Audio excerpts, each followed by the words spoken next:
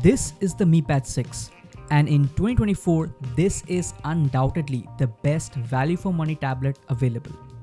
At just 30,000 Indian rupees or 300 pounds including the second gen Xiaomi pen, this tablet has no competition. In this video, we will take a look at how well the Mi Pad 6 holds up in 2024.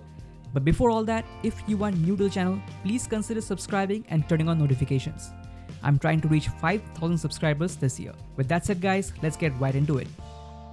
So let's take a quick look at the build and design.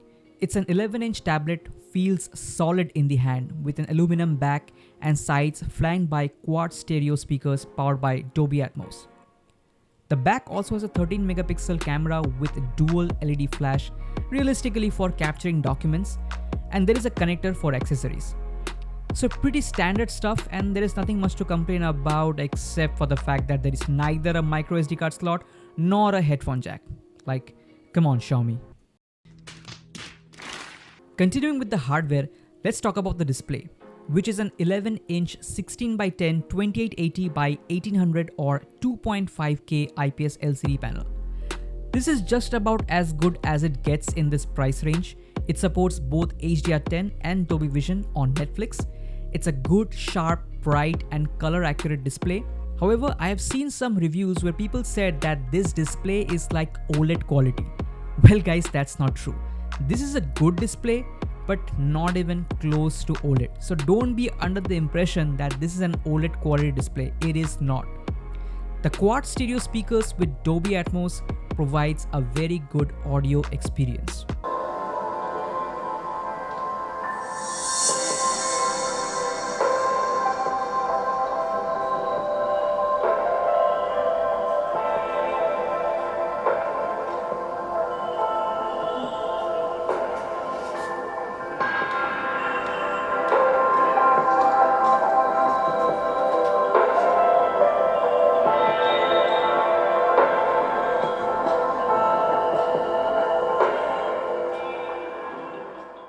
The Mi Pad 6 also has a 5 gigabits per second USB 3.1 Gen 1 port with DisplayPort output up to 4K 60Hz. This is the only tablet in this price range to feature this. As a result, you can get high-speed data transfer speeds from external drives like I'm demonstrating here.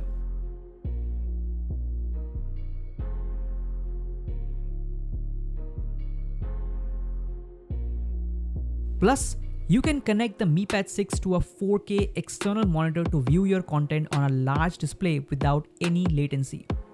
The output from the Mi Pad 6 is super sharp, but there are some unfortunate drawbacks to this specific implementation which I will talk about later on in this video.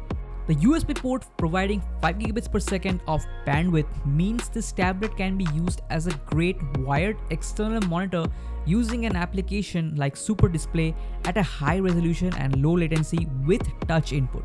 If you don't know about Super Display, go check it out. It's an awesome application.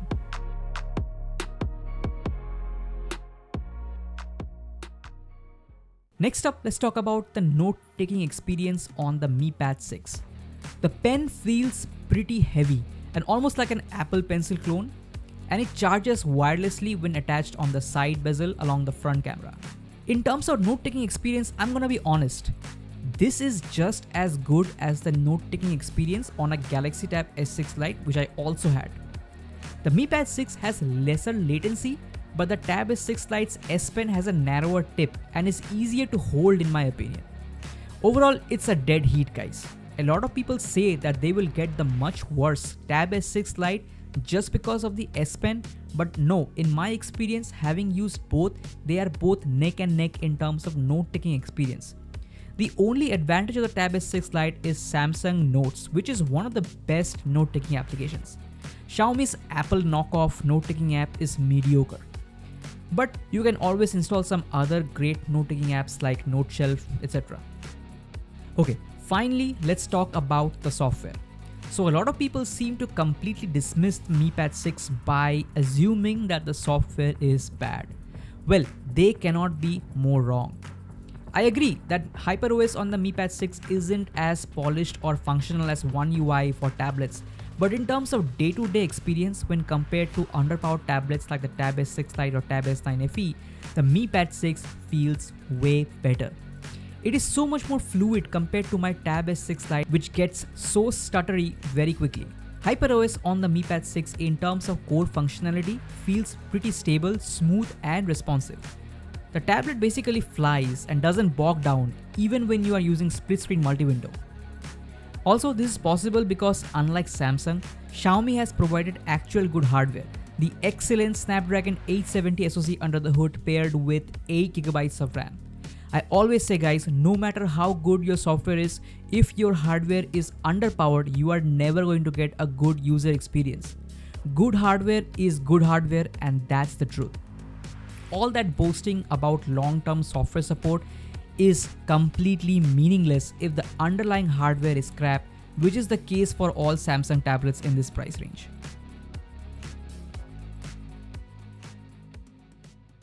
That said, HyperOS does have some strange missing features. For example, it's easy to enable split screen multitasking by this 3-finger swiping gesture from the side, but I would have liked to have an edge panel to quickly switch to other apps, and also this dock down below needs to have an app drawer button and needs to show more of the recently opened apps. Basically, this dock needs to be longer.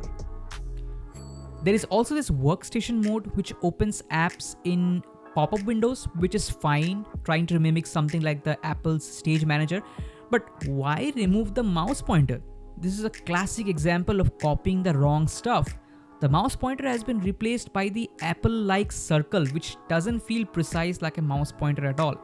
It still works fine, it still works like the Android mouse pointer exactly, but shaped like a circle for no reason. The next thing I wanted to mention was the external monitor support that I talked about earlier.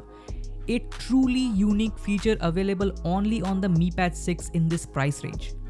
The hardware is there with super sharp 4K output, but there is no desktop mode.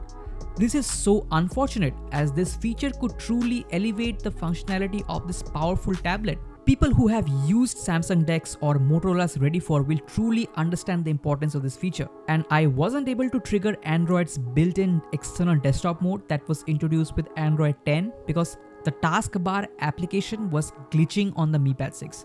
If you are a Mi Pad 6 owner, try to experiment with the taskbar app. It is the only way to access Android's built-in external desktop mode. That's how ETA Prime actually accessed the desktop mode from the Google Pixel. So try it out. So without a proper external desktop mode, you only have the option to mirror the display, which could have also been fine. I mean, even iPads do the same, but there is no way to change media output, which is a standard Android feature since Android 11. It by default sends the audio to the HDMI output and my monitor doesn't have any speakers. And so basically there is no audio output and you cannot use the tablet speaker as well in this situation. The only way to get audio would be to hook up a Bluetooth speaker or headphone to the tablet or connect a speaker to my monitor via the 3.5mm jack on the back. I may be missing something, but wasn't this feature available with MIUI? Here, take a look. I'll plug my S20 FE5G to my monitor and I'm able to switch audio outputs pretty easily. This is something I am not finding in HyperOS. Xiaomi, please add this feature. This is annoying and stopping the Mi Pad 6 from achieving true greatness. Anyways, nitpicking aside, I mean, these are features which aren't even offered by competing products. I think HyperOS is pretty good and coupled with the powerful hardware provides a very pleasant real-world experience which in my opinion matters the most. There are a few rough edges here and there mainly for enthusiasts. I hope Xiaomi takes the feedback and implements it. Finally, this tablet is a beast at this price range. Snapdragon 870 is a fantastic SoC and if you are a gamer, you will thoroughly enjoy it. Whether it's Android games or emulation, the Mi Pad 6 handles it like a champ, thanks to the well-supported Qualcomm Snapdragon 870 and 8GB of RAM. So overall, it's clear, the Mi Pad 6 simply has no competition. It's a well-packaged, smooth functioning all-rounder tablet under 300 pounds. Tablets like the Tab S6 Lite and the Tab S9 FE are simply way too underpowered for their price and just doesn't hold up against the Mi Pad 6. This is not a biased or a paid fanboy channel. I use all sorts of products and I am a veteran Android user. and I always speak for value for money and try to guide buyers to make the right decisions. And according to me, the Mi Pad 6 is unrivaled in this price class. And the only tablet that will actually get you a real upgrade over the Mi Pad 6 is the Galaxy Tab S9, which is currently actually selling for a pretty good price, but still that's double the cost.